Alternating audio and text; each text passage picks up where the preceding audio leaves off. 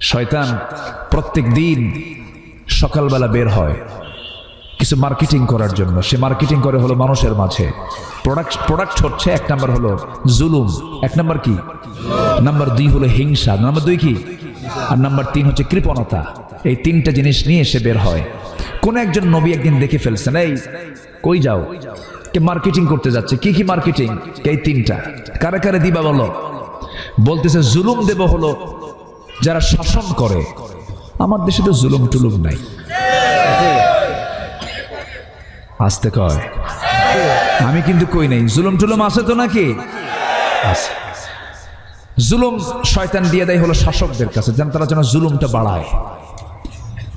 আর কৃপণতা কার কাছে নিয়ে যাচ্ছ? বলছে কৃপণতা নিয়ে যাচ্ছে হলো ধনীদের কাছে। বেশি কৃপণ হয় গরিব মানুষ না ধনী মানুষ? বলেন ধনী মানুষ। তাহলে শয়তানের ব্যবসা, শয়তানের যে কারবারগুলো, মার্কেটিং লসে আছে না লাভে আছে? লাভে আছে না? লাভে আছে। নাম্বার 3, হিংসা নিয়ে যাচ্ছ কার কাছে? কে হিংসা নিয়ে যাচ্ছ কার কাছে? আলেমদের কাছে। বুকটা ফেটে যায়, জানেন, বুকটা ফেটে যায়। স্বাধীনতার 53 বছরে এই দেশের শাসনের নেতৃত্বে কোনো আলেম ছিল কখনো? আলেমরা ছিল। অথচ সবচেয়ে বড় আসামি এখন কারা? বলেন কারা? দেশ থেকে টাকা পাচার করছে কারা? আলেমরা। ও যত দোষ হুজুরের না। তাহলে এই দেশের কোনো সম্পদ শোষণে আলেমদের ভূমিকা নাই, কোন জুলুমে আলেমের ভূমিকা নাই, কোন অন্যায় কাজের সঙ্গে আলেমের কোনো সম্পর্ক নাই। কিন্তু এই জুলুম কেন হচ্ছে? কি জন্য হচ্ছে? শুধুমাত্র আলেমদের ঐক্যের অভাবের কারণে। কখন হব আমরা এক? সামান্য খুঁটিনাটি সমস্ত বিষয়কে পাত্তা না দিয়ে আসুন না, এই প্রযুক্তির কল্যাণে আমি অনলাইনের মধ্য দিয়ে আমি গোটা আলেম সমাজকে এটাই বলতে চাই, যখন আযাব আসে, আশাদ্দুল আযাব মান কানা ফীহিম, কাউকে কিন্তু ছাড় দেওয়া হবে না, সবার উপরে আযাব গজব চলে আসবে। এই জন্য আমাদের ঐক্য, এক হওয়ার দরকার আছে না নাই? আসতে বলবেন না, আছে না নাই? এই জন্য আপনাদের দোয়ারও দরকার আছে না নাই? আচ্ছা, একটু কান লাগান। তাহলে 1 নম্বর পুঁজি হলো আমরা ঈমান আনবো কার উপরে? আল্লাহর উপরে। এখন দেখেন, আল্লাহর উপরে আমরা ঈমান আনলাম, ভালো কথা। কেউ তো কয় না যে আমার ঈমান নাই, ঈমান তো ঠিকই আছে। কিন্তু ঈমান পরিপন্থী কাজ করে কি ঈমানদার থাকা যায়? ঈমান পরিপন্থী কাজ করে কি ঈমানদার থাকা যায় না। ঈমানের পরিপন্থী কাজগুলো কি কি দেখেন। আমাদের সমাজে বহু লোক আছে এমনও, আমার রাসূল যে একটা হাদিসে বলেছেন, ইউসবিহু মুমিনান ওয়া ইউমসি কাফিরান। এমন একটা সময় আসবে যে সময় সকালবেলা বান্দার ঈমান থাকবে, বিকেলবেলা সে কাফের হয়ে যাবে। নাউযুবিল্লাহ। ঈমান নষ্ট হয়ে যাবে, ঈমান বিক্রি করে ফেলবে, ঈমানটা অন্যের হাতে তুলে দেবে। আমার দেশে এমন লোক আছে 10 টাকার বিনিময়ে ঈমানটা বেচে খায়, আছে না? ঈমান বেচে খায়। আমি কি দোয়া করে দেব যে 2-1 জন করে উঠে যায়? এই যে হ্যাঁ, আমি কি কষ্ট দিয়ে ফেলতেছি আপনাদের? তো ওঠেন কেন? যদি কোনো বাড়িওয়ালা মেহমানকে দেখে যদি দৌড় মারে, এটা কি ভালো বাড়িওয়ালার লক্ষণ? আপনারা তো বাড়িওয়ালা বলবো, আমি তো মেহমান, আমার থুইয়া যান কেন? আমার বাড়ি দূরে না আপনার বাড়ি দূরে? আমার বাড়ি দূরে না, আমি যাব, আপনিও যাবেন। শুরু করেছে নাহমাদুহু দিয়ে, শেষ হবে কি দিয়া? দোয়া দিয়ে। দোয়ার আগে আমরা কেউ ওঠার চিন্তা করব না। জোরে বলি ইনশাআল্লাহ। আপনি উঠতে নিলে আমার আলোচনা হেরে যাবে, আমি আলোচনার কোনো লাইন খুঁজে পাবো না। তো আপনার কারণে যদি আমার আলোচনার ব্যাঘাত হয়, তাহলে এটা কি শৃঙ্খলা ভঙ্গ নয়? শৃঙ্খলা ভঙ্গ নয়? আর এখানে ফেরেশতা আছে না নাই? আল্লাহ না করুন যদি ফেরেশতা যদি শৃঙ্খলা ভঙ্গের অভিযোগে একটা মামলা দিয়ে দেয় আল্লাহর আদালতে। আমার দেশে মামলা হচ্ছে না, কি ভঙ্গের অভিযোগ? হ্যাঁ, শৃঙ্খলা ভঙ্গের অভিযোগ। থামেন, শৃঙ্খলা ভঙ্গের অভিযোগ। এরপরে উস্কানিমূলক নাশকতা আছে না নাই? আচ্ছা বলেন তো, এই মাহফিলে কোনো নাশকতা আছে? কোনো সিল্লে সিল্লি আছে? এখানে আছে কান্না, এখানে আছে হৃদয়ের কিছু খোরাক। অথচ এই মাহফিলকে দেখে অনেকে ভয় পায়। মাহফিলকে দেখে, কোরআনকে দেখে তারাই ভয় পায় যারা কোরআনের ধারে পাশে থাকে না। আমরা কোরআনকে নিয়ে থাকবো। জোরে বলি ইনশাআল্লাহ, জোরে বলি ইনশাআল্লাহ। একটু কান লাগাবেন। ঈমান আনবো কার উপরে? আল্লাহ কি ছোট না বড়? আল্লাহ আছেন কোথায় বলেন তো? বলেন। সব জায়গায় না এক জায়গায়? না, সব জায়গায় তার এলেম আছে, সব জায়গায় তার এলেম আছে, কিন্তু আছেন তিনি, তার নির্দিষ্ট আসন আছে না নাই? সেটা হলো ডানে বামে নিচে না উপরে? উপরে কই? আরশ আজিম তার নাম। সেটা হলো 7টা আকাশের উপরে। জোরে কান সুবহানাল্লাহ। কয় আকাশের উপরে? আর রহমানু আলাল আরশিস তাওয়া। আরশ আজিমের উপরে তার কি বলে? 7টা আকাশের উপরে তার আরশ আজিম, সে জায়গায় তিনি আছেন। তাহলে আল্লাহ আমার কত কাছের দেখেন। আমার কিন্তু দিন শেষে কেউ আপন না। বলেন তো, পৃথিবীতে আপনজনকে বলতে কেউ আছে? একমাত্র আপনজন কিন্তু বুঝায় একমাত্র কাকে? যিনি সব সময় থাকবেন আমার সাথে, তিনি আমার কে? অথচ তার আরশ আজিমটা কত দূর। আল্লাহ তাআলা এত দূরে আছেন, কিন্তু আল্লাহ আমাকে সর্বক্ষণ মনিটরিং করছেন। সেই জায়গা থেকে সব তিনি দেখছেন। আমার বন্ধুগণ একটু কান লাগাবেন। আমার আল্লাহর সেই অ্যাড্রেসটা জানা দরকার। আল্লাহ কত মহান, আল্লাহ কত বড়। আমরা যেখানে বসে আছি ঠিক এই জায়গা থেকে আমরা যদি সূর্যের দিকে তাকাই, দেখতে মনে হয় প্লেটের মতো, কিন্তু সূর্য কি প্লেটের মতো না? সূর্য অনেক বড়, সূর্য অনেক বড়। এই পৃথিবী থেকে সূর্যটা এত বড় যে সূর্যের সমান যদি এই পৃথিবী করতে হয়, তাহলে এই পৃথিবীটা 13 লক্ষ পৃথিবী লাগবে। 13 লক্ষ পৃথিবী এক জায়গায় যোগ করলে পরে একটা সূর্যের সমান হয়ে যায়। এত বড় সূর্য, 13 লক্ষ পৃথিবীর সমান একটা সূর্য। এই সূর্যের চাইতে আবার ওই যে তারকাগুলো দেখতে পায় রাতের বেলা জোনাকির মতো মিটিমিটি করে জ্বলে, ওই তারকাগুলো এত বড়। বেটেল জুইস নামে একটা তারকা আছে, সেই তারকাটা সূর্যের চাইতে 33 কোটি গুণ বড়। আবার ওই বেটেল জুইস তারকাগুলো আল্লাহ রাব্বুল আলামিন একটা দুইটা দেন নাই, অসংখ্য তারকা মহাশূন্য আল্লাহ রাব্বুল আলামিন ঝুলায় রেখেছেন, অসংখ্য তারকা রেখে দিয়েছেন।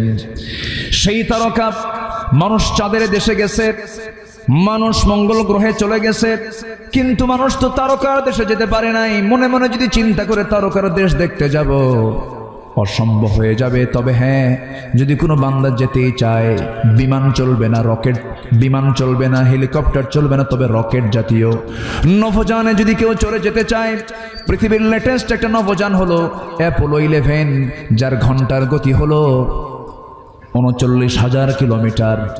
39,000 কিলোমিটারের বেগে যদি কেউ ওই নভোযানে চলে যদি পৃথিবীর সবচেয়ে নিকটবর্তী তারকার দেশ প্রক্সিমা সেন্ট্রাই যদি কেউ যেতে চায়, যেতে হলে তার সময় লেগে যাবে মাত্র 1,15,000 বছর। যাবেন কারা কারা? হাত তোলেন, বলেন। আচ্ছা, আমার আলোচনা কি বিরক্ত হচ্ছেন আপনারা? তাহলে বলেন তো, এই মহাশূন্যের মাঝে আমি মানুষ কি এমন? বলেন তো, বলেন তো, কিছু কিছু হয়েছি, কিছু হয়েছি আমরা? বলেন তো। একটা তারকা সূর্যের চাইতে 33 কোটি গুণ বড়, আর ওই সূর্য পৃথিবী থেকে 13 লক্ষ গুণ বড়। সেই পৃথিবীর একটা জনপদের, একটা এরিয়ার ছোটখাটো একটা নেতা হইলে ওর গরমে মনে হয় যে পৃথিবীতে আর কেউ নাই। কে আছে না? নয়। মুষ্টি পাকলি ভাববেন না যে এখান থেকে হাই স্কুল সরে গেছে। হ্যাঁ, এই যে মুষ্টি পাকলাম, হাই স্কুল নাই। আসলে কি হাই স্কুল নাই? আছে। এত সস্তা ভাববেন না। ফেরাউনকে আল্লাহ তাআলা কিন্তু দিয়েছিলেন সুযোগ, কিন্তু খাইয়া ফেলাইছেন আল্লাহ। পানিতে চুবান নাই, পানিতে চুবান নাই, চুবাইয়া দিয়েছেন। সে আল্লাহ আছেন না নাই? সে আল্লাহ আছেন না নাই? আমরা শুধু সারা জীবন মরা ফেরাউনের ইতিহাস শুনেছি, শুধু শুনেছি মরা ফেরাউনদের কথা। কিন্তু ফেরাউন তো আসলটা মরেই গেছে, কিন্তু তাজা ফেরাউন আছে না নাই? তাজা ফেরাউনরা আছে না নাই? মরা ফেরাউন যেরকম মানুষের প্রতি জুলুম করত, নিজের রাজনীতিকে পাকাপোক্ত করার জন্য অসংখ্য মানুষকে হত্যা করতে ফেরাউন, আজকেও যারা ক্ষমতাকে পাকাপোক্ত করার জন্য গোটা পৃথিবী জুড়ে যে সমস্ত জালিমরা মানুষ হত্যা করছেন, সবগুলো ফেরাউনের প্রেতাত্মা, ফেরাউনের প্রেতাত্মা।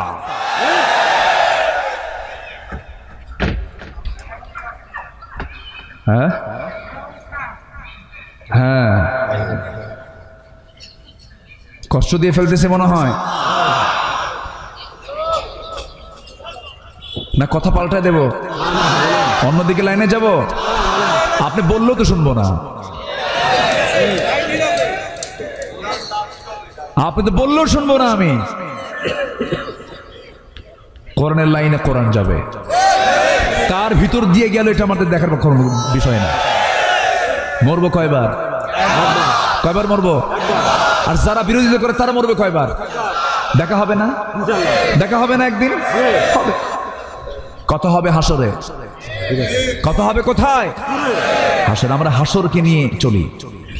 ইমানদার চিন্তা করে হাসরের, চিন্তা করে কি? হাসরের। দুনিয়ার চিন্তা করলে অনেক কিছু হওয়া যেত না, আমাদের চিন্তা হবে দুনিয়া না আখিরাত। আল্লাহর সৃষ্টির দুই পিঠ, একটা ইহকাল আর একটা কি? পরকাল। ইমানদার চলবে ইহকালকে নিয়ে না পরকালকে নিয়ে? পরকালকে নিয়ে। ইমানদার কাকে বলে? ইমানদার কখনো ফাঁকিবাজ হয় না, ইমানদার কখনো মিথ্যুক হয় না, ইমানদার কখনো ওয়াদা ভঙ্গকারী হয় না, ইমানদার কখনো জেনাকার হয় না, ইমানদার কখনো নেশাখোর হয় না, ইমানদার কখনো নামাজকে ছেড়ে দেয় না, ইমানদার কখনো মুখ থেকে আজে বাজে কথা বলে না, ইমানদার কখনো যাকাত বাদ দেয় না। এগুলো কার কথা বলেন? আসতে বলবেন না কার কথা? সূরা মুমিনুন পড়বেন, আয়াত তো বলার সময় নাই। সূরা মুমিনুন আল্লাহ রাব্বুল আলামিন 7টা গুণের কথা বলে দিয়ে বলেছেন, এই 7টা গুণ যারা অর্জন করবে আমি আল্লাহ নিজে তাকে জান্নাতুল ফেরদাউসের মালিক বানাইয়া দেব। কি সুন্দর করে বলেছেন। আয়াতটা একটু বলি একটু। আয়াত যত বেশি বলা হবে সব তত বেশি হয়ে যাবে। আল্লাহ রাব্বুল আলামিন বলেন, قد أفلح المؤمنون الذين هم في صلاتهم خاشعون والذين هم عن اللغو معرضون والذين هم للزكاة فاعلون والذين هم لفروجهم حافظون إلا على أزواجهم أو ما ملكت أيمانهم فإنهم غير ملومين فمن ابتغى وراء ذلك فأولئك هم العادون والذين هم لأماناتهم وعهدهم راعون والذين هم على صلواتهم يحافظون أولئك هم الوارثون الذين يرثون الفردوس هم فيها خالدون জোরে বলুন আল্লাহু আকবার। নাম্বার 1 নামাজ। নাম্বার 1 কি? নামাজ। অমনোযোগ না মনোযোগ? বলেন অমনোযোগ না মনোযোগ? মনোযোগ। নামাজ আছে যেখানে আমরা আছি সেখানে আজান হবে, কোথায় যাব? আজান হবে, কোথায় যাব? এটা কার হক? আসতে বলবেন না কার হক? আল্লাহর হক। যে ইমানদার আজান শুনেই মসজিদে যাবে, আল্লাহ ওই বান্দাকে সবার আগে জান্নাতে দিবেন। জোরে বলি সুবহানাল্লাহ। নামাজ আগে পড়বে, বান্দা জান্নাতে আগে যাবে, এটাই নিয়ম। আমার বন্ধুগণ, নামাজটার মধ্যে মজা পেতে হবে। সামনে মাস আসতেছে, তারাবির মাস আসতেছে। সলাতুত তারাবিহ মানে হলো বিরতির নামাজ, কিন্তু এই নামাজের নামাজকে উল্টা বানায় দিয়েছে। মুসল্লিরা এত জোরে 20 রাকাত তারাবি পড়ে, এটার নাম তারাবি না হয়ে গেছে সলাতুত তাড়াতাড়ি। হ্যাঁ, এত তাড়াতাড়ি পড়ে, আছে না নাই? ফেরেশতাকে আমার বুঝতে কষ্ট হয় রে। ওই 20 রাকাত নামাজ পড়ার চাইতে আপনি যদি 2 রাকাতও পড়তে পারেন তাই ভালো, কি ঠিক কিনা? গত রমজানে আমি মদিনা মুনাওয়ারায় আমার নবীজির মাকবারার পাশে দাঁড়ায়া তারাবির নামাজ শেষ হওয়ার পর সেখানে প্রত্যেক রাতে রাত 3টার দিকে 2টার দিকে কিয়ামুল লাইল শুরু হয়ে যায়।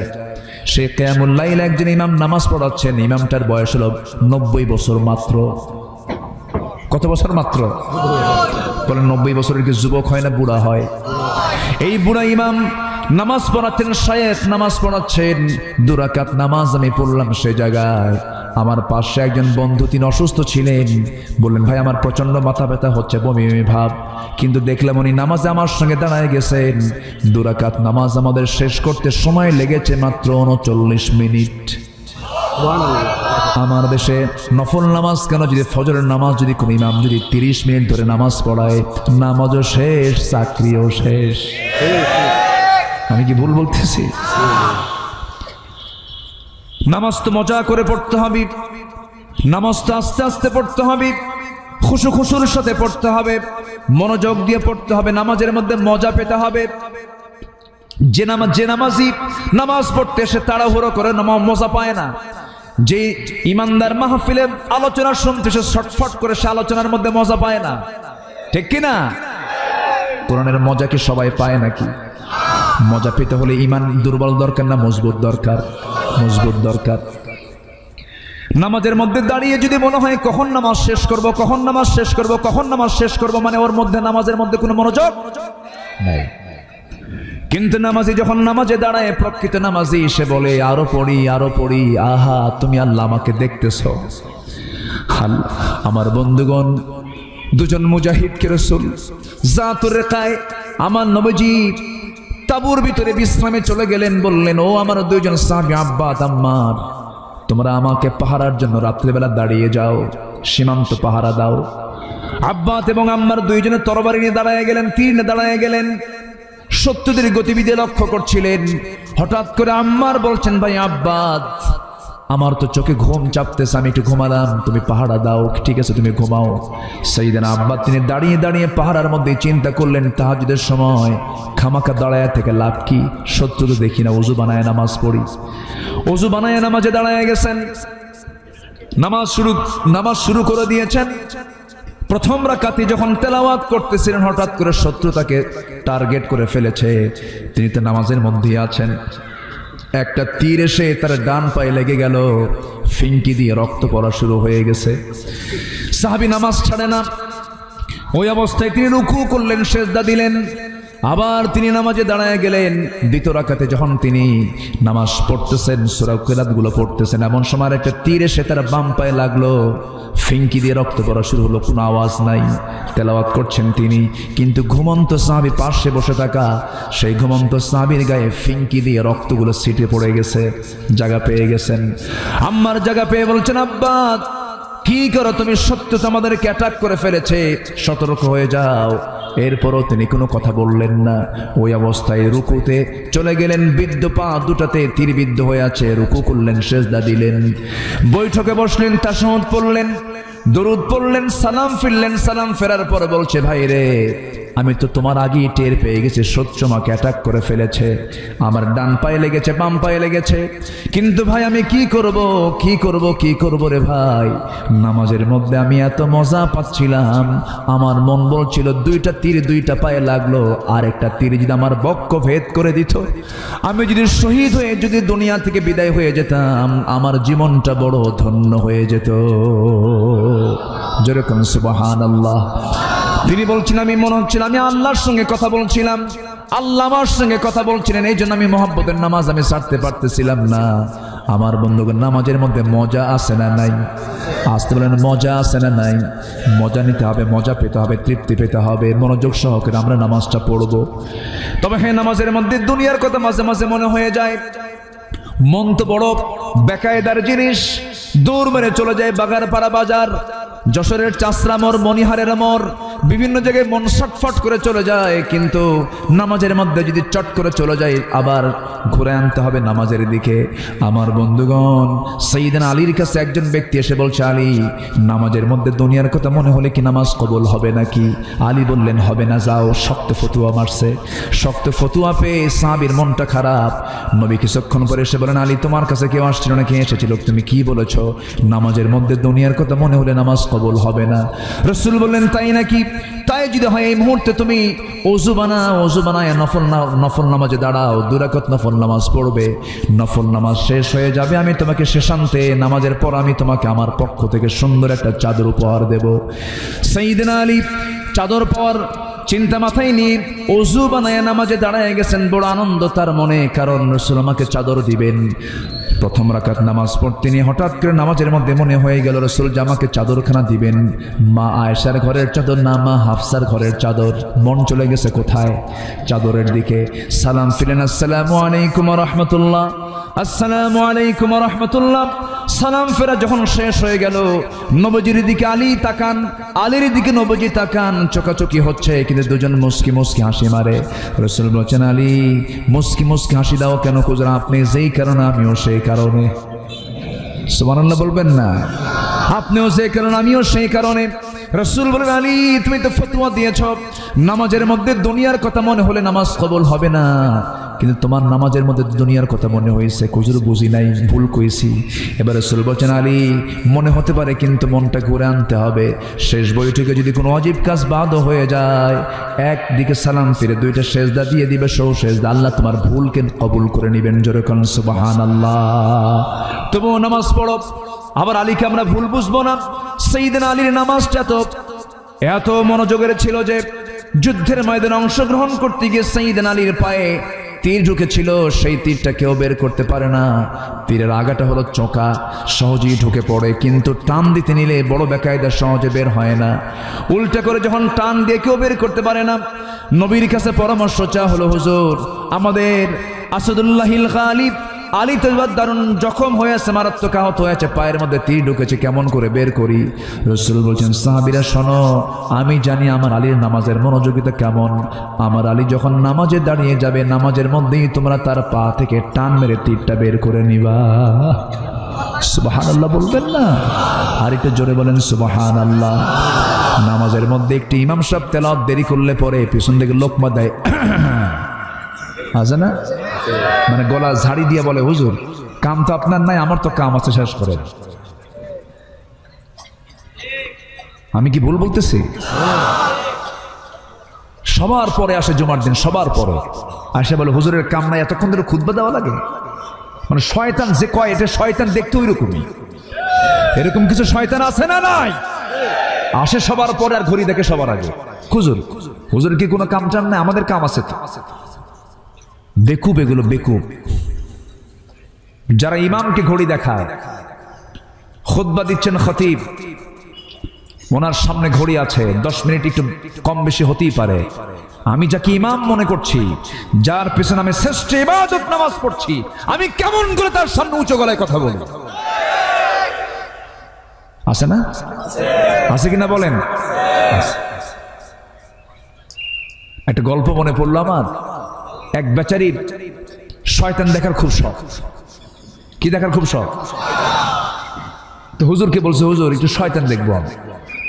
তো হুজুর আবার মজা করে কইছে, শয়তান সেই যে সবার পরে মসজিদে আসে আর সবার আগে মসজিদ থেকে বের হয়। কি কথা কি বুঝতেছেন? সবার পরে আসে আর কি সবার আগে বের হয়। ও কি নামাজ পড়তে আসে? নামাজ হবে সংক্ষিপ্ত না বড়? কারণ আমার আল্লাহ ছোট না বড়? আল্লাহকে সময় দিচ্ছে। আমরা কাকে সময় দেব? নামাজে কাকে সময় দেব? আল্লাহ। একটু টাইম দিয়ে সময় দিতে হবে। কোরআন শুনতে আসছি, ধৈর্য নিয়ে শুনবো। জোরে বলি ইনশাআল্লাহ। আপনারা এত সুন্দর মানুষ, আমি খুবই আনন্দিত। একটা লোক নড়াচড়া করেন নাই, বলি আলহামদুলিল্লাহ। জোরে বলি আলহামদুলিল্লাহ। সাইয়েদনা আলী সেই তীরবিদ্ধ পা নিয়ে কষ্ট পাচ্ছেন। রাসূল বলেন, আলী যখন নামাজে দাঁড়াবে তার পা থেকে তীরটা বের করে নিবা। সাইয়েদনা আলী নামাজে দাঁড়াইছেন, নামাজের ভিতরে তার পা থেকে টান মেরে যখন তীরটা বের করা হচ্ছিল, সেই সময় গোশতগুলো ছিঁড়ে ছিঁড়ে আসতেছে, রক্তগুলো গড়ে গড়ে আসতেছে। আলীর মুখ থেকে কোন আওয়াজ বের হয় নাই, আওয়াজ পর্যন্ত বের হয় নাই। নামাজ শেষ হওয়ার পর তিনি বললেন, ও আমার ভাইয়েরা, যেই বিদ্ধ তীর নিয়া আমি খুব কষ্ট অনুভব করছিলাম, যন্ত্রণার সেই তীর আমার পায়ের মধ্যে তো দেখি না সেই তীরটা কি হয়েছে। সঙ্গে সঙ্গে সবাই বলছে, আলী, নবীর পরামর্শ নিয়ে তোমার পা থেকে আমরা নামাজের মধ্যে টান মেরে তীরটা বের করে নিয়েছি। আলী বলেন, আল্লাহর কসম করে বলি, তোমরা আমার পা থেকে কখন তীরটা টান মেরে বের করেছো আমি বিন্দু পরিমাণ কোনো টের পাই নাই। যেরকম সুবহানাল্লাহ। ভয় ছিল কার? মনোযোগ ছিল কার দিকে? আল্লাহর দিকে। আমার ভাইয়েরা, আল্লাহ রাব্বুল আলামিন বলছেন, বান্দারে ঈমানটা ভালো করে আনো, ঈমানদার নামাজি হবে। আচ্ছা, না ঠিক আছে, বলবো ইনশাআল্লাহ। কয়টা বিষয়ে বলি? বহু বিষয় তো আছে, একটা বিষয়ে কথা বলতে বলা হলো, দেখা যাক। বলবো, বিয়ে শাদী তো এখন লাগে না, তো বিয়ে শাদী কার লাগে এখন? ঠিক আছে না, এখন তার বিয়ে শাদী লাগে না। এখন বিয়ে সহজ না জেনা সহজ? জেনাই সহজ। তো বিয়ে করো খামাকা দায়িত্ব, তো ওর কাপড় চুপড় কিনে দাও, কি দরকার? অন্যের বউ আছে, আরেকজন চালাবে, আমি মাঝখানে মাঝে মাঝে যাই একটু ডিউটি মেরে আসবো। নাউজুবিল্লাহ কবেন না? জোরে কর নাউজুবিল্লাহ। এই সমস্ত শিক্ষাগুলো শিখাই হলো ভারতীয় চ্যানেল। এই ভারতীয় জি বাংলা, জি প্লাস গুলো দেশের নারী সমাজকে শেষ করে দিয়ে ফেলেছে। বলবো সব আছে তো, আমার মাথায় আছে, বলবো জোরে বলি ইনশাআল্লাহ। একটু বসেন। মদ খাওয়া কি আরাম?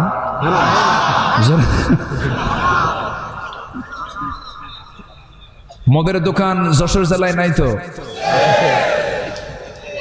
আছে? আচ্ছা, ও আচ্ছা।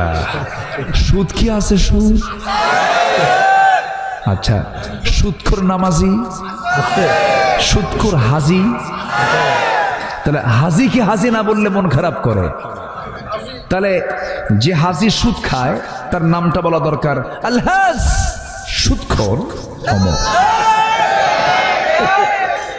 কি আজকের থেকে এটা মাথায় রাখবেন, যারা সুদ খায় হজ করে আসছে, ওর নাম কোথাও লিখলে লিখে দিবেন আলহাজ বিশিষ্ট সুদখোর। ও কি লিখতে দিবে? যে সুদ খায় সে কি লিখতে দিবে? ও নিজেও জানে এটা অকাম, ও নিজেও জানে। সম্মানিত ভাইয়েরা, আজকে এমন কোন পাপ নাই যে পাপ আজকে সমাজে উপস্থিত নাই, সবই আছে। আপনি কি চান? আমার দেশে এমন কোন আকাম কুকাম নাই যা নাই। গোটা পৃথিবীতে মদ বিক্রির পরিমাণ বছরে কত জানেন? $1600 বিলিয়ন। পতিতাবৃত্তি হয় বছরে, পতিতাবৃত্তির কারবারে এই লেনদেন হয় প্রায় $400 বিলিয়ন। জুয়ার কারবার হয় $300 বিলিয়ন। আমার দেশে এরকম ব্যবসায়ী নাই? এগুলো ব্যবসায় আছে না নাই? আছে। মদ বাইরে থেকে নিয়ে আসে, ইম্পোর্ট করে, আছে না? আছে। 5 স্টার হোটেলগুলো চলে না? কথা বললেই তো আমরা দোষী হয়ে যাই। মদের বোতল নিয়ে কোনো আলেম বসে থাকে না। মদের বোতলের সাথে আলেমদের কোনো সম্পর্ক নাই। মদের বোতল নিয়ে তারাই নাইট ক্লাবে যায় যারা ইসলামকে বরদাস্ত করতে পারে না।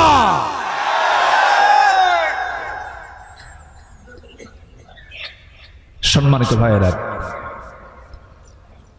সম্মানিত বন্ধুগণ, একজন বলতেছে কি জানেন? কে যেন বললো এখানে, কোন এক আলেম মনে বলেছেন আমাকে, যে কে যেন এক যুক্তি দিছে, এক নাস্তিক, যে জেনা করা যদি দোষ হয়, নারী পুরুষ বিয়ার আগে যদি সম্পর্ক করা যদি দোষ হয়, বিয়ার পরে তো ওই কামি হয়, তাহলে বিয়ার পরে দোষ হবে না কেন? দেখছেন ওই শয়তানরা কি করা দরকার বলেন তো? আরেকজন বলতেছে যে অজু করতে হয় কেন? অজু ভঙ্গ হয়ে গেলে। অজু ভঙ্গ হয় কেন? পেশাব করলে পরে। কে পেশাবও পানি, অজুর পানিও পানি। দেখছেন এগুলোরে কোনো কথা না কইয়া উল্টা দিকে 2 পা তুলে ঝুলাইয়া পিটানো দরকার। আল্লাহর আইন নিয়ে মস্করা করো, আছে না নাই? আছে, এগুলো বদমাইশ। এগুলো আল্লাহ যেগুলো হারাম করেছেন তার মধ্যে কল্যাণ আছে নাকি? কল্যাণ আছে না। আল্লাহ যেগুলো হারাম করেছেন তার মধ্যে কোনো কল্যাণ নাই। আল্লাহ যেগুলো হালাল করেছেন তার মধ্যে কি আছে? কল্যাণ আছে। আচ্ছা, মেয়েদেরকে তালাক দিলে, আচ্ছা তালাক দেয় কে? স্বামী না স্ত্রী? ভালো করে কোন, তালাকের অধিকার কার? বলেন, তালাকের অধিকার কার? এই ডিপার্টমেন্ট বইয়ের না তো। স্বামী দেবে তালাক, আর বিয়ের সময় অনুমতি নেবে। আগে অনুমতি দেবে কে? স্ত্রী দেবে। মহিলা পক্ষ আগে দেবে। বিয়ের সময় মেয়ের রাইটস, আর তালাকের সময় স্বামীকে আল্লাহ তাআলা বলেছেন তুমি তালাক দেবে। এই তালাকের রাইটস যদি মেয়েদেরকে পাইকারি হারে দেওয়া হতো, সকাল বিকেলে যে কয়টা তালাক হতো আল্লাহ জানে। কারণ মেয়েরা কথা কম কয় না বেশি কয়? আচ্ছা, কম কয় না বেশি কয়? পুরুষ কথা বলে 2000 শব্দ, মেয়েরা কথা বলে 3000 5000 শব্দ। কয় হাজার বেশি হলো? 3000-এর বেশি। বেগুন কিনছেন ভুল কইরা, পোকা বেগুন, বাড়িতে নিয়ে গেছেন, টের পান নাই। বটিতে কুটতে নিয়ে যদি দেখে একবার পোকা বেগুন, ওই পোকা বেগুনের তাফসীর হবে একটানা 3 ঘন্টা। কি ঠিক? মেয়েরা একটু কথা বেশি বলে। তো এই কথা যারা বেশি বলে তাদের হাতে যদি এই তালাকের আইন দিয়ে থন, তাহলে তালাক আপনি খাবেন না সকাল বিকাল? উপায় নাই তো। কঠিন ব্যাপার। আবার মেয়েরা যে কথা বেশি বলে দরকারও আছে। বাচ্চা লালন পালন করে কে? বাবা না মা? মারা সন্তান লালন পালন করতে গেলে কথা কম লাগে না বেশি লাগে? বেশি লাগে। ছোট বাচ্চা তো, বাবা এটা করিস না, বাবা খা, বাবা খা, বাবা থাম, কান্দিস না, ও বাবা, কত কথা আমার মা বলতেছে, কোনো বিরক্তি নাই, একদম ঘন্টার পরে ঘন্টা জিকির করে যাচ্ছে। আপনি পারবেন? পারবেন আপনি? পুরুষের কোলে যদি সন্তান তুলে দিয়ে বলা হয় তুমি 1 ঘন্টা একটু দেখো, বাপ বলবে বাবা থামো, বাবা থামো, বাবা থামো। কি কথা বলেন? মানে কি? শুধু কি থাম কইছে না আসারও মারছে? শেষ। এই জন্য আল্লাহ তাআলা সবাইকে সবকিছু দেন নাই। মেয়েদের দায়িত্ব হলো বাচ্চা থামানো। ওদের দায়িত্ব সমাজ থামানো নয়। এই সমাজ দেখবে, পুরুষ সমাজ দেখবে কারা? পুরুষ। সিনিয়র কে, পুরুষ না মহিলা? এই সিনিয়র কে কোনটা? আদম সিনিয়র না হাওয়া সিনিয়র? সিনিয়র কে? আদম। তাহলে পুরুষ হলো সিনিয়র, জুনিয়র কে? মহিলা। মহিলা হলো সিনিয়র নাকি জুনিয়র? মহিলা জুনিয়র আর পুরুষ সিনিয়র। আচ্ছা, এখন কি হয়ে গেছে? সিনিয়র কে? আর সিনিয়র হয়ে গেছে কি? সিনিয়র হয়ে গেছে হলো মহিলা, আর জুনিয়র হয়ে গেছে হলো পুরুষ। কথা বুঝতেছেন না আপনারা? হ্যাঁ, বুঝে নেন। আসেন দোয়া করি, আলোচনা চালাবো। জোরে বলে ইনশাআল্লাহ। আমার দিকে তাকান। নামাজ কি সবাই পড়বো 5 ওয়াক্ত? প্রথমে দায়িত্ব দিয়েছে আগামী রমজান মাস হবে কি শেখার মাস। নামাজ পড়বেন সবাই 5 ওয়াক্ত। একটু কারা কারা হাত তুলে দেখান। জোরে বলি ইয়া আল্লাহ, আমাদেরকে 5 ওয়াক্ত সালাত আদায় করার তৌফিক তুমি আল্লাহ দিয়া দাও। জোরে বলি আমিন। হাত নামান। আচ্ছা, তালাক দিলে পরে মেয়েদের, শোনেন কথাগুলো শুনতে হবে, একটু মনোযোগ দিয়ে শোনেন। এই ওয়াজগুলো সচরাচর সবাই করে না। তালাক যদি দেওয়া হয়, সেই তালাক প্রাপ্ত নারী অন্য কোন স্বামী যদি গ্রহণ করতে চায়, যেদিন তালাক হয়েছে তার পরের দিন কি বিয়ে হওয়া সম্ভব হবে? জায়েজ হবে? কি হয়ে যাবে? হারাম। বিয়ে হবে না, হবে না বিয়ে। তাকে অবশ্যই 3 মাস 10 থেকে 12 দিন তাকে অপেক্ষা করতে। অল মুতাল্লাকাতু ইয়াতারাব্বাসনা বিআনফুসিহিন্না সালাসাতা কুরু। এখানে আলেম ওলামা আছেন। তাহলে এই যে তাকে ওয়েট করতে হচ্ছে, এখন তার ওয়েট করবে কখন? অন্যের বউ থাকতে আরেকজনের সঙ্গে পালায় দৌড় মারছে, আছে না নাই? ওখানে কি মাসলা দিবেন কোন?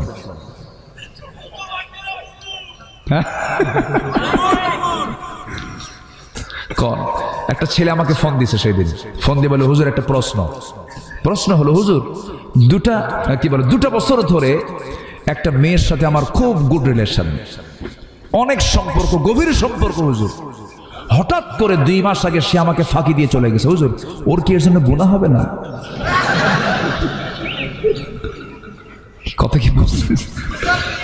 তো বললাম প্রশ্ন করছো কে বাবা, একটু সামনাসামনি তোমাকে একটু দেখি। এই তো হচ্ছে অবস্থা। কি যে নোংরামি চলছে। ইদানিং কিছু রিসর্ট তৈরি হয়েছে, কিছু ছোট ছোট ওই কবুতরের ঘর সিস্টেম,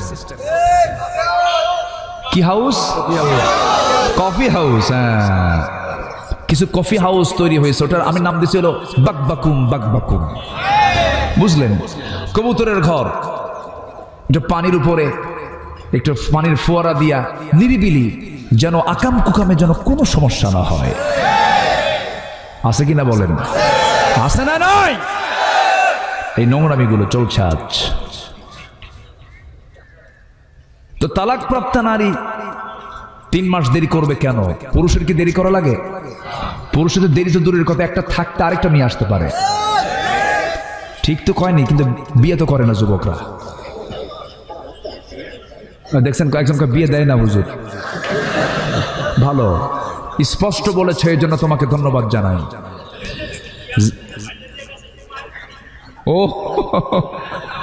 থাক, সম্মানিত ভাইয়েরা, বিয়ে করার দরকার আছে না নাই?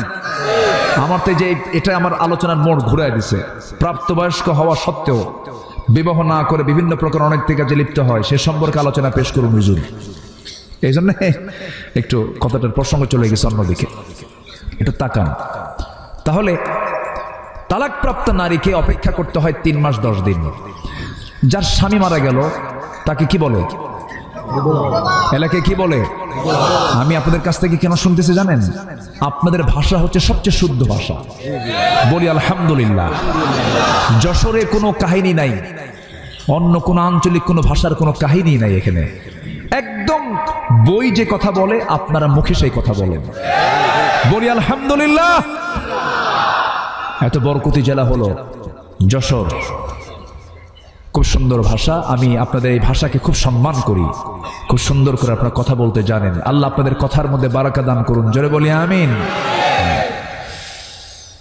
বিধবা, অনেকদিন আগে এক ছেলে বলতেছে হুজুর মোবাইলটা হেরে যে আমি বিধবা হয়ে গেছি। অনেকের কাছে বইয়ের চাইতে মোবাইলের আকর্ষণ বেশি। আমি কি ভুল বলতেছি?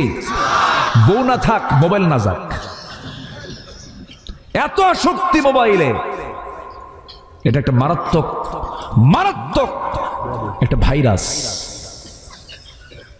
মার্ক জুকারবার্গ এই Facebook, YouTube, Line, Viber, WhatsApp, imo, Messenger, এগুলোতে যে কত যুবকের চরিত্র গেছে, কার বউ কে নিয়ে গেছে তার কোনো হিসাব নাই, ঠিক কিনা?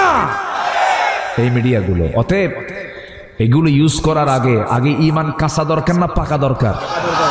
ইমান কাঁচা দরকার না পাকা দরকার? শিশুর হাতে যদি আপনি আপেল দেন আর একটা চাকু দেন শিশুর হাতে, ওকে আপেল কেটে খাবে না হাত কেটে খাবে? আজকে যুবকরা তাই করতেছে। ঠিক আছে আব্বা, যেটাই ব্যবহার করো আগে ইমানকে মজবুত করতে হবে, ঠিক কিনা? চুয়াডাঙ্গায় মাহফিল, এক মুরব্বী এসে আমার কাছে দোয়া চাই, হুজুর বড় মেয়ের জন্য দোয়া চাই। বিয়ে দিছে ঠাকুরগা। বললাম চুয়াডাঙ্গার মানুষ ঠাকুরগা কেন? এই 250 মাইল বিয়ের ঘটককে হুজুর মোবাইল, ঘটককে বললাম মোবাইল কিনে দিলেন কেন? বলতেছে হুজুর কিনে কি দিতে চাইছি, এখন তো সব অনলাইনে ক্লাস। মেয়ে আমার সায়েন্সে পড়ে, বায়োলজির অনলাইন ক্লাস লাগে, ফিজিক্সের অনলাইন ক্লাস লাগে, কিন্তু ও যে আরেকটা অনলাইন খুলছে তা তো জানি না আমি। চলে গেছে। অতএব এই ব্যাপারে সতর্ক প্রত্যেক গার্জিয়ানের হওয়ার দরকার আছে না নাই? আছে না নাই? সতর্ক থাকতে হবে। তাহলে বিধবা নারীর জন্য অপেক্ষা করতে হয় অন্য কোন স্বামী গ্রহণ করতে কয় মাস? তালাক প্রাপ্ত নারীর হলো 3 মাস 10 দিন। বিধবা নারীর কয় মাস? এই তো এখানে আলেম ওলামা আছেন। আরবাআতু আশহুরিন ওয়া আশরা, কোরআন বলে দিচ্ছে আরবাআতু আশহুরিন ওয়া আশরা, 4 মাস গুনে গুনে আরো 10 দিন। কেন? শোনেন, রোগ ছড়াবো না, আমরা রোগী হতে চাই না। আমি এই জন্যই আমি নির্যাসটা বলা একটু বোঝানোর চেষ্টা। যুবকরা মনোযোগ দিয়ে শুনবা কথাগুলো, আমার মায়েরাও শুনবেন। মায়েরা কয় ইসলাম নারীকে কি জিতাইছে? একটা পুরুষ একসঙ্গে যেদিন বউ মারা যায় তারপরের দিনে বিয়ে করতে পারে, আর আমাদের 3 মাস দেরি করো, 4 মাস দেরি করো, এরকম করে বিভিন্ন যুক্তি খাড়া করে। কিন্তু বিষয়টা একটু ভাবেন, দেখেন। হ্যাঁ, নাসরিন টাসরিন তো আছেই। আচ্ছা, আমার ভাইয়েরা এই জাতীয় প্রশ্ন করে, কিন্তু দেখেন বিষয়টা পশ্চিমা একজন ডাক্তার চিকিৎসক এটা নিয়ে গবেষণা করেছেন, 2টা আয়াতকে নিয়ে গবেষণা করে তিনি কি দেখেছেন? যখন কোনো মেয়ে স্বামীর সঙ্গে যখন মিলিত হয়ে যায়, স্বামী স্ত্রী যখন ইন্টারকোর্স করে, ইন্টারকোর্স যখন হয়ে গেল, নারী জাতি হলো নেবার জাতি, পুরুষ জাতি হলো দেবার জাতি। রিসিভ করবে নারী আর দিয়ে দেবে হলো পুরুষ। পুরুষ থেকে আগত যে ব্যাকটেরিয়া, যে প্রোটিনগুলো স্ত্রী বহন করে চলে, তার মাথা থেকে পা পর্যন্ত তা বহন হতে থাকে। এই ব্যাকটেরিয়া প্রোটিনগুলো তার শরীরে জমা হয়ে যায়। এই জমাকৃত প্রোটিন ব্যাকটেরিয়া তার শরীর থেকে যেতে 1 মাসে 30% শরীর থেকে বের হয়ে যায়, 2 মাসে 60% চলে যায়, 3 মাসে 90% চলে যায়। 3 মাস 10 দিন যখন চলে যায়, তার শরীর থেকে আগের সাবেক স্বামী, তার স্বামীর সমস্ত প্রোটিনগুলো, ব্যাকটেরিয়াগুলো 3 মাস 10 দিনের ব্যবধানে সমস্ত ব্যাকটেরিয়াগুলো তার শরীর থেকে বের হয়ে যায়। যখন বের হয়ে গেল, অন্য কোনো পুরুষ যখন স্বামী হয়ে তার জীবনে চলে আসবে, সে আর কোনো রোগাক্রান্ত হবে না, যদি 3 মাস যদি সে টাইমটা না যদি সে অতিক্রম করে। পূর্বের আগত স্বামীর শরীর থেকে ব্যাকটেরিয়া প্রোটিনগুলো থাকা অবস্থায় যদি নতুন করে কোনো পুরুষের ব্যাকটেরিয়া প্রোটিন যখন চলে আসবে, ডাবল ব্যাকটেরিয়া ডাবল প্রোটিন, মহারোগাক্রান্ত হয়ে যাবে। বিভিন্ন রোগ তার শরীরে দানা বেঁধে চলবে, সমাজে মহামারী দেখা দেবে, বিভিন্ন রোগ ছড়িয়ে পড়বে। সেই রোগাক্রান্ত হয়ে ব্যক্তি, সমাজ, সব জায়গায় ছড়িয়ে পড়বে, ভাইরাসগুলো ছড়িয়ে পড়বে, সমাজ অবিকল হয়ে পড়বে। এই জন্য আল্লাহ রাব্বুল আলামিন তালাক প্রাপ্ত নারীকে এট এ টাইম 3 মাস 10 দিন দেরি করতে বলেছেন। কিন্তু প্রশ্ন হলো, বিধবা নারীর জন্য আরো 1 মাস বেশি কেন বলা হলো? তালাক যখন হয়ে যায়, তালাক হলে পরে স্বামীর প্রতি ওই মহিলার মোহাব্বত হয় না, রাগ হয়?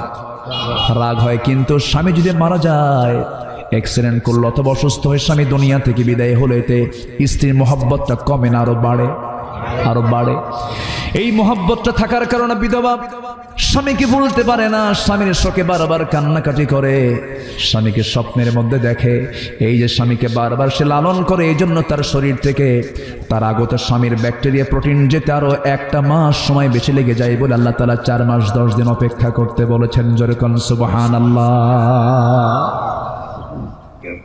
আমার আল্লাহ কত সুন্দর সুষ্ঠু বিধান করে দিয়েছেন। ও মা, আপনার কোনো কাজে জিনার কাজে অংশগ্রহণ করা যাবে না, গুনার কাজে অংশগ্রহণ করা যাবে না। আল্লাহ তাআলা আপনার জন্য বৈধ সম্পর্ক করে দিয়েছেন। আমার যুবক ভাইদেরকে আমি বলবো, যুবকদেরকে বলবো, যুবকরা ইসলাম মেনে চলবা, নোংরা পথে যাবা না, বদনেশায় যাবা না, এরপরে মাস্টারবেশন করবা না, নোংরামি কোনো পথে যাবা না, স্কুলের বারান্দায় গিয়ে গার্লস স্কুলের সামনে গিয়ে মেয়েদেরকে বিরক্ত করবে না, মেসেঞ্জার হোয়াটসঅ্যাপে ইনবক্সে কোনো প্রকার বাজে কোনো কিছু করবা না, সুন্দর করে সুন্দর জীবন গঠন করবে। আল্লাহ বলছেন, ও যুবক, তুমি যদি তোমার যৌবনকে আমার কাছে ব্যয় করো, আমি তোমাকে আমার আরশ আজিমের ছায়া আমি তোমাকে জায়গা দিয়ে দেবো। জোরে বলি সুবহানাল্লাহ। কত বড় অফার আল্লাহ দিচ্ছেন। যুবকের ইবাদতের দাম সবচাইতে কম না সবচাইতে বেশি? বেশি। আমার বন্ধুগণ, এই দুনিয়া ছেড়ে সবাই চলে যাব আমরা, আপনিও যাবেন, আমিও যাব। সবচাইতে বড় পুঁজি হলো ঈমান। ঈমান ধ্বংস হয়ে যায় নেশা করলে পরে, ঈমান ধ্বংস হয়ে যায় জেনা করলে পরে, ঈমান ধ্বংস হয়ে যায় হারাম পথে চলে গেলে পরে। ঈমানদার কখনো হারাম কাজের দিকে জড়াবে না। আল্লাহ তাআলা বলছেন, শোনো, ঈমান যদি ভালো করে আনতে পারো, 1 নাম্বার কার উপরে? আসতে বলবেন না, কার উপরে? নাম্বার 2 হলো রাসূলহি, নবীর উপরে। নবীর প্রতি মোহাব্বত দরকার আছে না নাই? রাসূলকে মোহাব্বত করতে হবে নিজের জীবনের চাইতে, কম না বেশি? আসতে কম না বেশি? এই জায়গায় যারা বসে আছেন আমি সবার কাছে একটা উদাত্ত আহ্বান জানাবো, আজকে বাড়িতে গিয়ে শোয়ার আগ দিয়ে বুকের উপরে হাত রেখে আপনি একটু প্রশ্ন করবেন, আব্দুল্লাহ আমিন, আব্দুর রহমান, আব্দুল মালিক, বুরহানুদ্দিন, তুই বলতো তুই কি তোর জীবনের চাইতে বেশি রাসূলকে ভালোবাসতে পারছিস নাকি? আপনার মন যদি সায় দিয়ে দেয়, হ্যাঁ আমার জীবনের চাইতে আমি রাসূলকে বেশি ভালোবাসতে পেরেছি, আল্লাহর কসম সেই বান্দা কখনো জাহান্নাম যাবে না। জোরে বলি সুবহানাল্লাহ। জীবনে কত স্বপ্ন দেখলাম আমরা, কত স্বপ্ন দেখলেন, কত স্বপ্নে রাত পার হয়ে গেছে, কিন্তু ইমানদার একজন মুসলমান রাসূলকে স্বপ্নে দেখলো না, এটা বড় তার জন্য গ্যাপ, এটা শূন্যতা। আমি আপনাদেরকে আজকে কিছু আমল শিখায় দেব, সে আমলগুলো রেগুলার করলে পরে রাসূলকে স্বপ্নে দেখা সম্ভব। বলবো বলবো সবাই শুনবেন, বলবো। আমার বন্ধুগণ, একটু ঈমান, নবীকে জীবনের চাইতে বেশি ভালোবাসতে হবে। সাহাবায়ে কেরামকে আমি যতটুকু স্টাডি করেছি, এই পৃথিবীতে নবীদের পরে সাহাবীদের মর্যাদা কেন হলো, আমি যতটুকু স্টাডি করেছি, আমি এই ভাঙ্গাচোরা স্টাডি দিয়ে আমি যতটুকু বুঝতে পেরেছি, সাহাবীদেরও 2 চোখ, আমাদেরও 2 চোখ, সাহাবীদের 2 কান, আমাদেরও 2 কান, সাহাবীদের 2 হাত, আমাদেরও 2 হাত, কিন্তু সাহাবীদের দাম, এত মান, এত মর্যাদা কেন বেড়ে গেল? এর মূল 1 নম্বর কারণ হলো প্রত্যেক সাহাবী রাসূলকে জীবনের চাইতে তারা বেশি ভালোবেসেছেন। জোরে বলি সুবহানাল্লাহ, আরো জোরে বলি সুবহানাল্লাহ। রাসূল কেন বিড়ি খাবো? রাসূল কেন নেশা করেছেন নাকি? আমি কেন নেশা করব? আমার এই সমস্ত তবিয়তগুলো চেঞ্জ করতে হবে, অভ্যাসগুলোকে বর্জন করতে হবে, বদ অভ্যাসগুলোকে ছেড়ে দিতে হবে, রাসূলকে ভালোবাসতে হবে জীবনের চাইতে বেশি। একজন সাহাবীর কথা মনে হয়ে গেল, আমার নবীজি জীবনে 2 জায়গায় বেশি না খেয়ে থেকেছেন, বেশি সময়, বেশি টাইম ধরে। তায়েফের ময়দানে 3 দিন 3 রাত, খন্দকের প্রান্তরে 4 দিন 4 রাত, পানিও নাই, খাবারও নাই, কিন্তু খন্দকের প্রান্তরে সহ্য করতে না পেরে আমার নবীজি ক্ষুধার জ্বালা সহ্য করতে না পেরে পেটে পাথর পর্যন্ত বেঁধে ফেললেন। পেটে যখন পাথর বেঁধে ফেলেছেন, কোনো সাহাবী টের পায় নাই, কিন্তু একজন সাহাবী টের পেলেন। টের পেয়ে কাছাকাছি চলে আসেন, এসে বলছেন, ইয়া রাসূলুল্লাহ, আপনি কাউকে বুঝতে না দিলেও কিন্তু আমি বুঝতে পেরেছি হুজুর হাওমাও করে কান্দে। রাসূল বলছেন, ওরে আমার জাবির রে, কি হয়েছে বল? হুজুর আপনার পেটটা ফুলা ফুলা মনে হয়, আপনি পেটে পাথর বেঁধেছেন। নবীজি বলছেন, জাবির রে কাউকে বলো না, সাহাবীরা হাওমাও করে কান্নাকাটি শুরু করে দেবে, কাউকে বলতে যেও না। সাইয়্যিদনা জাবির বলছেন, ইয়া রাসূলুল্লাহ, কোদাল মারতে মারতে আপনার কোমর তো কুজা হয়ে গেছে, আপনি ক্ষুধার যন্ত্রণায় ভুগতেছেন। আমি তো গরিব মানুষ, আমি আমার বাড়িতে যাচ্ছি হুজুর, একটা ছোট্ট ছাগল আছে, আপনি যদি অনুমতি দেন আমি ছাগলটা জবাই করবো, আপনাকে খাওয়াবো। রাসূল বললেন, তাই যদি হয় যাও রে জাবের, আজকে আমি তোমার বাড়িতে দাওয়াত গ্রহণ করলাম। বউকে গিয়ে বললেন, বউয়ের সঙ্গে ছাগলটা জবাই করে নিলেন। রান্না বান্না কমপ্লিট করার পর বউ স্বামীকে ডাক দিয়ে বলছে, আমার স্বামী জাবের, শোনো, রাসূলকে যখন নিয়ে আসবি কানে কানে বলে আস্তে করে নিয়ে আসবে। যদি রাসূলকে যদি জোরে বলো সবাই শুনতে পাবে, সবার তো মেহমানদারি করা সম্ভব হবে না। আচ্ছা ঠিক আছে। গিয়ে রাসূলের কানে কানে বলছে, হুজুর রান্না বান্না শেষ, চলুন আপনি শুধু কয়েকজনকে নিয়ে আপনারা একসঙ্গে আমার বাড়িতে যাবেন। আমার রাসূল বলছেন, জাবির রে, ও জাবির, তুমি আমাকে যে প্রস্তাব দিতেছ, তোমার কি মনে হয় বিশ্বনবী একা খাওয়ার মানুষ? আমি তো একা খাওয়ার মানুষ না রে জাবের, তুমি আমাকে দাওয়াত দিতে আসছো, আমি তোমার দাওয়াতে খুশি হলাম, তোমার দাওয়াতকে আমি সমর্থন জানালাম, আমি অবশ্যই তোমার বাড়িতে যাব। কিন্তু জাবের চিন্তা করো না, তুমি আমাকে দাওয়াত দিয়েছো আমাকে একা, আর আমি নিজের রাসূল সবাইকে দাওয়াত দিলাম। সবাইকে উদ্দেশ্য করে বললাম, ও সাহাবীরা শোনো, আমার জাবের দিয়েছে আমাকে দাওয়াত, আর আমি তোমাদেরকে দিলাম সবাইকে দাওয়াত, চলো জাবেরের বাড়িতে যাই। যেরকম সুবহানাল্লাহ। সাহাবীর সংখ্যা 600। সাহাবীর সংখ্যা কত? ছাগল হলো 6 কেজি। ছাগল কয় কেজি? বরকত দেওয়ার মালিক কে? বরকত দেওয়ার মালিক কে? আল্লাহ তাআলা। আমার নবীজি এই কথা বলার সঙ্গে সঙ্গে সাইয়্যিদনা জাবির তিনি ভয় পাচ্ছেন, হুজুর কেমন করে আমি এগুলো মিটায় নেব, কেমন করে আমি কাভার করব?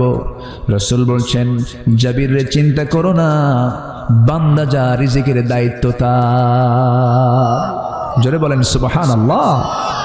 আমরা শুধু এই রিজিক নিয়ে টেনশন করি। পৃথিবীর কোনো প্রাণীর কি রিজিক নিয়ে কোনো টেনশন আছে? কোনো পাখি কি হরতাল করে? কোনো গরু ছাগল কি হরতাল করে? বনের কোনো পশু কি হরতাল করে? কোনোদিন কি দেখছেন যে সুন্দরবন থেকে হঠাৎ করে হাজার হাজার প্রাণী সব বাইরে এসে হরতাল করতেছে, খাবার নাই খাওয়াও? আছে এরকম আন্দোলন? আছে নাই?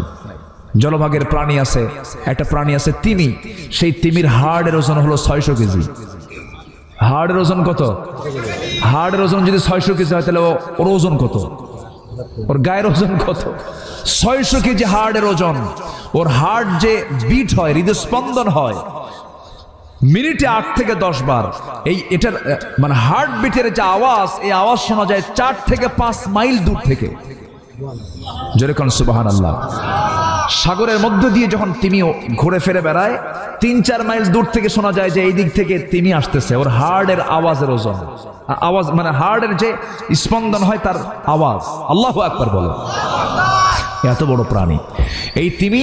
প্রত্যেক দিন তার বাচ্চাকে দুধ খাওয়ায় 50 থেকে 60 মণ। কেউ তো সুবহানাল্লাহ কইলেন না। কে খাওয়ান? বাবুই পাখি বাসা বাঁধে কোন গাছে? তাল গাছে। বাসাটা দেখছেন তো সবাই, কি দুর্বল না মজবুত? মজবুত। সিডর, আইলা, আমপান, তারপর কি নার্গিস, ফণি, মহসিন, হ্যাঁ এত কিছু হয়ে যায়। আমার আপনার বাড়ি ঘর সব উপরে চলে যায়। কত ধ্বংসলীলা হয়ে যাচ্ছে। বাবুই পাখির ওই আবাসস্থল তাল গাছও ঠিক আছে, ওর বাড়িও ঠিক আছে। কেউ তো সুবহানাল্লাহ বললেন না। আচ্ছা, আমি আপনি কি বিমানে চড়ি না? বিমানে চড়ি তো, মানুষ তো বিমানে চড়ে নাকি? বিমানে চড়ে। বিমানে চড়তে চাইলে কি এখন বিমানে চড়তে পারবেন? কোথায় যেতে হবে? যশোর এয়ারপোর্টে যেতে হবে। তাও বিমান আছে কিনা আবার ফোন দিতে হবে, টিকিট কাটতে হবে, ইমিগ্রেশন করবে, চেক করবে তুমি সন্ত্রাসী কিনা। কত কি চেক করে এরপরে বিমানে চড়ে এরপরে যেতে হবে। আবার নামার সময় ব্যাগ টানো, এই টানো, ওই টানো। বাবুই পাখির লাইফ স্টাইল কি আমার চেয়ে দুর্বল? ও কোনোদিন গাড়িতে চড়ে? হ্যাঁ, ও কোনোদিন হেঁটে চলে? হাঁটেও না, গাড়িতেও চড়ে না, নৌকাও যায় না, নৌকায় চড়েই না। ও চড়ে কোথায়? প্লেনে চড়ে। সে প্লেনের কি জ্বালানি লাগে? কোনো কিছু লাগে? কিচ্ছু লাগে না। শুধু বাইরে বের হবে, ঘর থেকে বের হয়ে সামনে প্ল্যাটফর্ম, সামনে তার মানে ফ্লাইং স্পট। সে শুধু সামনে দাঁড়ালো, মেশিনের মধ্যে একটা মেশিন সুইচ দিল, যেটা বিমান ওড়ার সিস্টেম, যেটা একটা চাপ দিয়ে চট করে দুটো পাখা বের করে দিয়ে মারল একখান দৌড়। আল্লাহর জিকির করতে করতে খাবারগুলো সব সংগ্রহ করে আবার বিমানে ফ্লাই করে একদম ল্যান্ডিং করলো বাড়ির সামনে। ঢুকে পড়ে বউকে একটা সালাম দিয়ে বললো, এই যে খাবার টাবার নিয়ে আসছি, আমার সামান টামান সব নিয়ে আসছি, দেখো তো ডিম বাচ্চাগুলো কি আছে, কি অবস্থা আছে। ফাইন করে ম্যানেজিং করে সে তার দিনগুলো রাতগুলো পাড়ি দিচ্ছে। চিন্তা করেন, কোনো প্রাণীর মধ্যে গন্ডগোল নাই, কোনো সমস্যা নেই, কোনো খাদ্যের ঘাটতি নাই। মানব জাতির মধ্যে আছে না নাই? আসতে বলবেন না, আছে না নাই? এটা কি খাদ্যের ঘাটতি না বন্টনের ঘাটতি? কিসের ঘাটতি বলেন? বন্টনের ঘাটতি। সম্মানিত ভাইয়েরা, কথা তো অনেক, বলবো আর কয়টা, কিন্তু এদিকে 12টাও বাজে, শেষও করতে দিচ্ছেন না, বাড়িও যাচ্ছেন না, আপনার নড়াচড়াও করতেছেন না। আমি কি করি কন্ত? এই বোরহান ভাই কই? কি করবো, শেষ করে দিই নাকি? আলোচনা চলুক, হুজুর মরুক। জি হ্যাঁ, জি জি, আমাকে সুযোগ দিয়েছেন, জি আলহামদুলিল্লাহ। এখন সাইয়েদনা জাবের চলে গেছেন বাড়িতে, গিয়ে বললেন, শোনো, দাওয়াত তো দিলাম রসুলকে, আমি কানে কেন বলছি, কিন্তু কাম তো হলো না, রসুল তো সবাইকে দাওয়াত দিয়ে দিচ্ছে। এখন বউ বলতেছে আলহামদুলিল্লাহ, জোরে কোন আল্লাহু আকবার। সাইয়েদনা জাবের বলেন, আমার স্ত্রী, তুমি আলহামদুলিল্লাহ তো কইছো, ভালো, আলহামদুলিল্লাহ ঠিক আছে, কিন্তু ছাগল তো 6 কেজি, মানুষ তো 600, কি করা যায়? সাইয়েদনা জাবেরের স্ত্রী বললেন, বান্দা যার রিজিকের দায়িত্ব তার, আমরা চুপচাপ থাকেন, রাসূল আসুক। সাইয়েদনা জাবেরকে রাসূল খুব পছন্দ করতেন। একদিন বাহির থেকে মদিনা ঢুকতেছেন সব সাহাবীরা উটের পিঠে করে। সাইয়েদনা জাবেরের উটটা ছিল বুড়া। রাসূলকে এসে বলেন, হুজুর আমি তো আপনাকে খুব ভালোবাসি, আপনি আমাকে খুব ভালোবাসেন, কিন্তু এই বুড়া উট তো চলে না, সবাই আগে আগে চলে যাচ্ছে, আপনি আমার উটের জন্য একটু দোয়া করে দেন। আমার নবী যে লাঠি দিয়ে একটা ঘুতা মারছেন, উটের গায়ে একটা ঘুতা মারছেন, ঘুতা মারার সঙ্গে সঙ্গে এই বুড়া উট তাজা হয়ে এমন দৌড় মারছে, সবার আগে মদিনা পৌঁছে গেছেন জাবের। মদিনা আসার পরে সালাম মজা করে বলতেছেন, জাবের তোমার উট তো তাজা হয়ে গেছে, উট বেচবা? আমি কিনে নেব। জোরে বলেন সুবহানাল্লাহ। সেদিন জাবের বলছেন, হুজুর আপনি কিনবেন আমি দেব না, এটা কথা হলো? নেন, কিনে নেন, এই যে টাকা নাও, উট দাও। টাকাও দিচ্ছেন। উট নিয়েই উটের লাগামটা হাতে নিয়ে বলছে, জাবের তুমি না আমাকে খুব ভালোবাসো, আমিও তোমাকে খুব ভালোবাসি, তোমার উটকে আমার নেওয়া মানায়, টাকা যখন দিয়ে দিছি টাকা তোমার কাছেই থাক, তুমি নাও, উটটাও নিয়ে নাও। নবীজি ফ্রি হয়ে যেতেন সবার সাথে। আমার নবীজি সেই জাবেরের বাড়িতে গিয়ে পৌঁছলেন, পৌঁছে সালাম দিয়ে বললেন, ও জাবের তোমার বউকে আমার সালাম জানিয়ে বলো যে হাড়িতে গোশত পাকানো হয়ে গেছে সে হাড়ির ঢাকনা যেন না উঠায়, রুটি প্রস্তুত করে যে হাড়িতে রেখে দিয়েছে তার ঢাকনা যেন না টান দেয়। আজকে আমি কাউকে বন্টন করতে দেব না, আমি রাসূল নিজে আজকে সমস্ত সাহাবীদেরকে বন্টন করে খাওয়ায় দেব। আমার নবীজি বরকতি হাত নিয়ে নামলেন, নবীজির বরকতি হাতে আকাশের চাঁদ দ্বিখণ্ডন হয়ে যায়।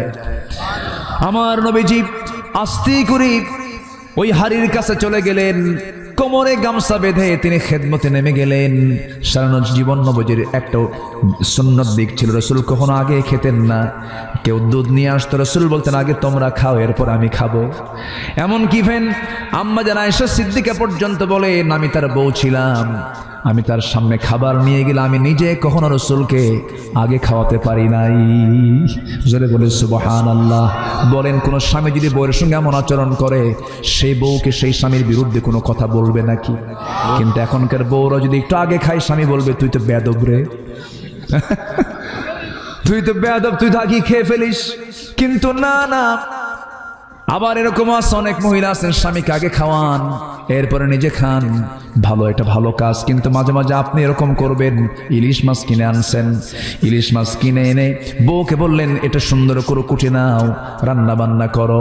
বলেন তো ইলিশ মাছের মাথাটা বউ কাকে দেওয়ার চেষ্টা করে? কাকে? আপনি খান, সমস্যা নেই, একদিন খান, 2 দিন খান, কিন্তু সারা জীবন খাবেন?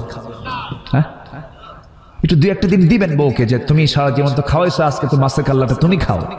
আমার মায়ের আজকে খুব খুব খুশি, হুজুর ভালো করে বলেন একটু, 20 বছরের সংসার একটা দিন মাছের কাল্লা জোটে নাই আমার কপালে।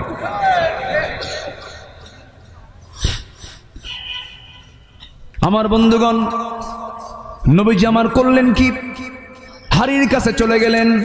হাড়ির কাছে গিয়ে হাড়ির মুখটা খুলে তিনি বিসমিল্লাহ বলে যখন গোশত বন্টন শুরু করে দিলেন, রুটি বন্টন শুরু করে দিলেন, 600 সাহাবী তৃপ্তি ভরে সেই রুটিও খেলো, গোশতও খেলো।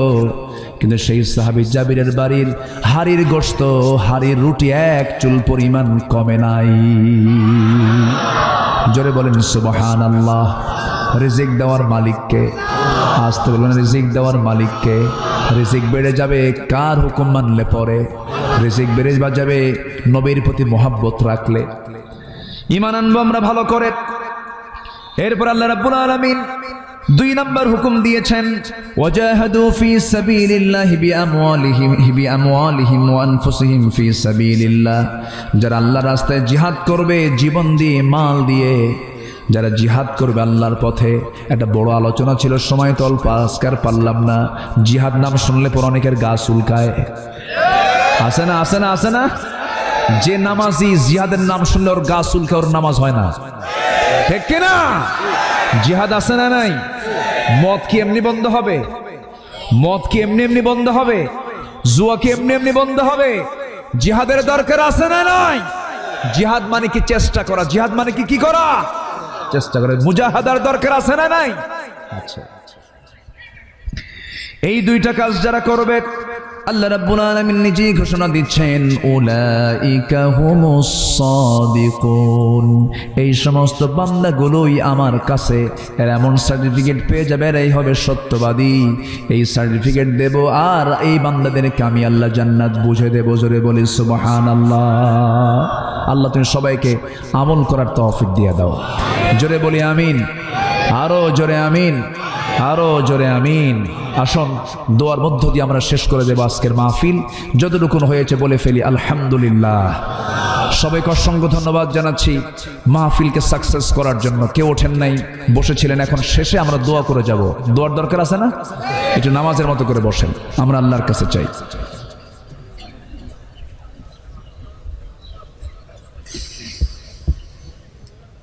সবাই বলে সুবহানাকা আল্লাহুম্মা ওয়া বিহামদিকা আশহাদু আল্লা ইলাহা ইল্লা আনতা আস্তাগফিরুকা ওয়া আতুবু ইলাইকা।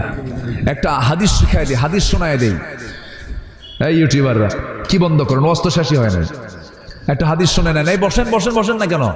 নামাজের সুরতে বসেন, সবাই নামাজের সুরতে বসেন, নামাজের মতো করে বসেন। হাদিসটা হলো,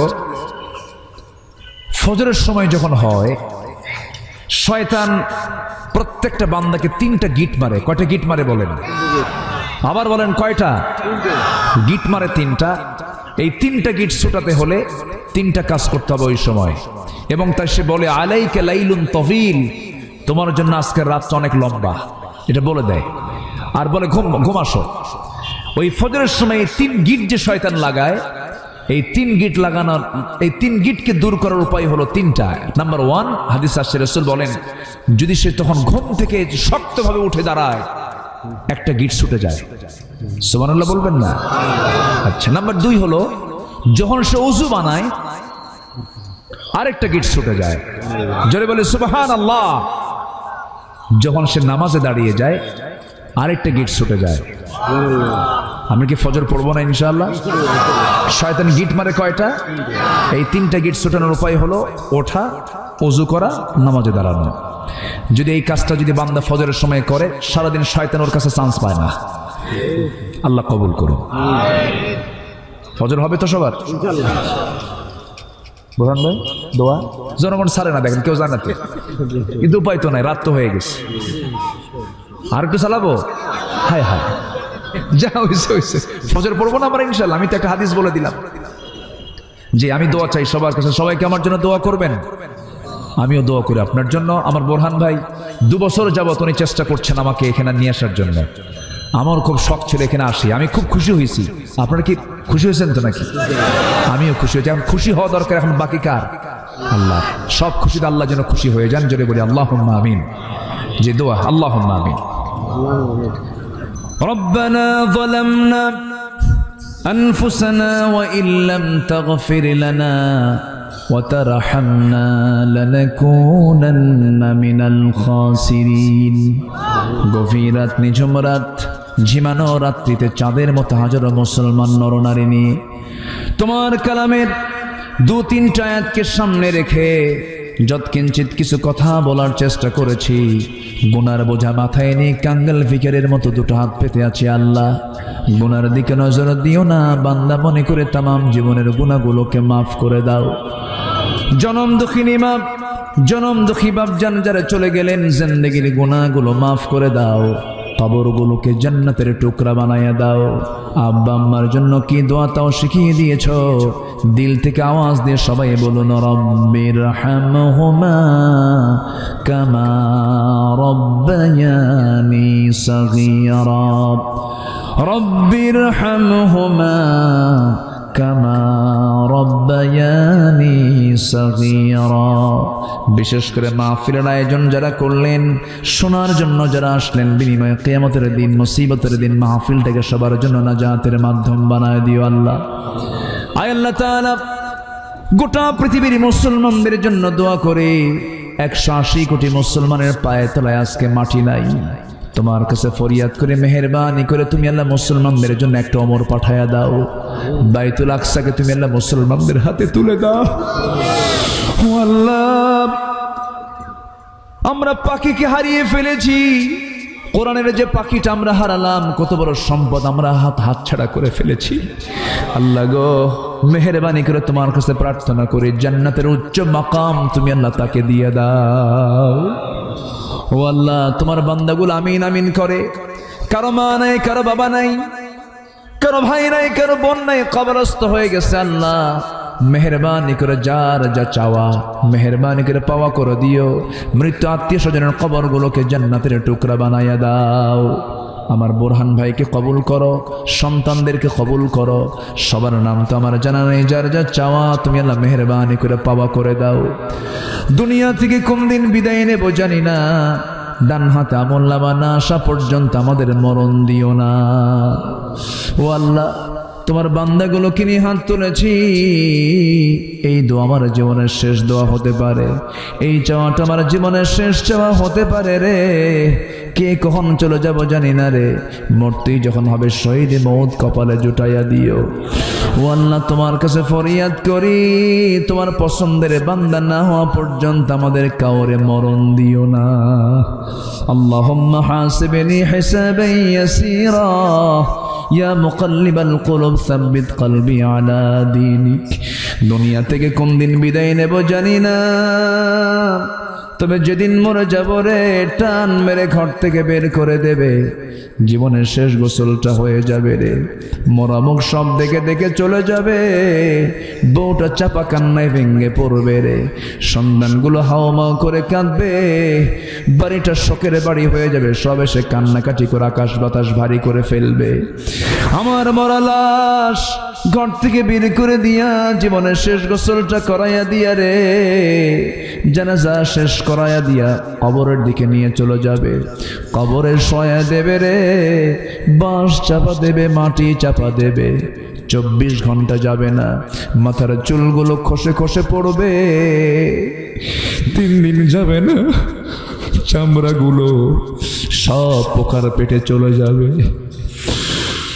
যে পোকাকে দেখে ভয় পেতাম, সেই পোকার রাজত্বে চলে যাবে আমার দেহ। 7 দিন লাগবে না, পেটের নাড়ি ভরে সব চোখ মুখ কান নাকটা বের হওয়া শুরু হয়ে যাবে। মাত্র 3টা মাস কবর যদি খনন করা হয়, কয়েকটা হাড় ছাড়া আর কিছুই খুঁজে পাওয়া যাবে না রে। কত স্বপ্নের দুনিয়া ভাবি আমরা, সে অন্তিম মুহূর্ত সবার সামনে যেদিন আসবে রে, সেই অন্তিম সময়ে সবার জবানে জারি করে দিও লা ইলাহা ইল্লাল্লাহু মুহাম্মাদুর রাসূলুল্লাহ।